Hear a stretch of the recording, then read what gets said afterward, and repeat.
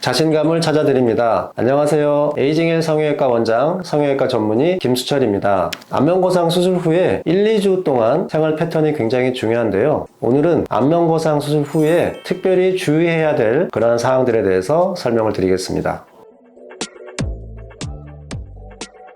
안면거상 수술이라는 것이 굉장히 넓은 부위에 박리가 이루어지는 것이기 때문에 혹시라도 수술 후에 다시 출혈이 생기게 되면 굉장히 심한 붓기와 멍, 또 혈종이 생기면서 재수술을 해야 되는 경우도 생길 수 있으므로 이와 같은 부작용을 막기 위해서는 3일 동안은 절대 안정을 취하는 것이 좋습니다. 주로 집안에서 앉아서 쉬시고 멍, 붓기를 최소화하기 위해서 냉찜질을 해주시고 한 2주에서 3주 정도까지 멍, 붓기가 있는 시기이니까 2, 3주 동안은 온찜질을 해주시는 것이 좋겠습니다.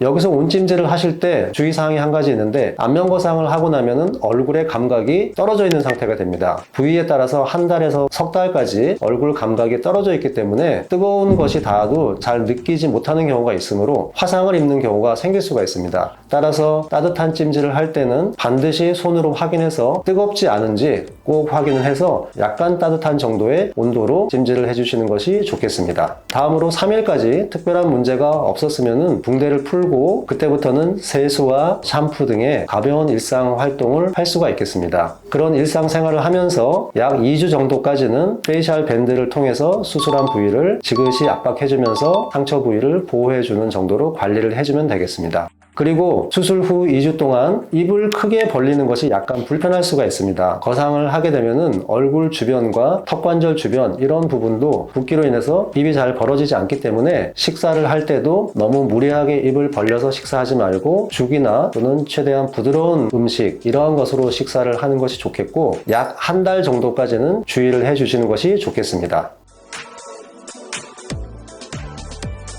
수술 후에 사우나를 할 수 있는 기간은 약 한 달 정도 후부터 하시면 되겠습니다. 3일 후부터 가벼운 샤워와 세안, 세수는 가능하지만 사우나를 하게 되면 뜨거운 열기로 인해서 상처 부위가 다시 벌어진다든지 이러한 일이 생길 수 있기 때문에 한 달 정도까지는 사우나를 금지하는 것이 좋겠습니다. 2주에서 3주 기간 동안은 상처의 회복이 굉장히 중요한데 그렇게 되기 위해서는 우리 몸의 정상적인 혈액순환이 잘 이루어지도록 관리하는 것이 중요합니다. 우리가 담배를 피게 되면 혈관이 수축이 되면서 몸에 필요한 혈액 공급이 약간 저해될 수 있기 때문에 안면거상 수술 후 3주 정도까지는 금연을 하는 것이 좋겠습니다. 실밥은 보통 일주일에서 2주일 정도 사이에 제거를 하게 됩니다. 실밥 제거 후에는 상처가 벌어지지 않는 테이프를 붙이고 특히 귓볼 주변이 가장 약한 부위이기 때문에 실밥 제거 후에 저녁에 잠을 자거나 하는 동안에 베개에 비비거나 이렇게 하면서 간혹 귓볼이 떨어지는 경우가 생길 수 있기 때문에 귓볼 주변은 꼭 테이핑을 잘 하는 것이 좋겠고 그리고 더 안전하게 하기 위해서는 2주 정도까지는 밴드를 착용하고 주무시면 더 안전하겠습니다.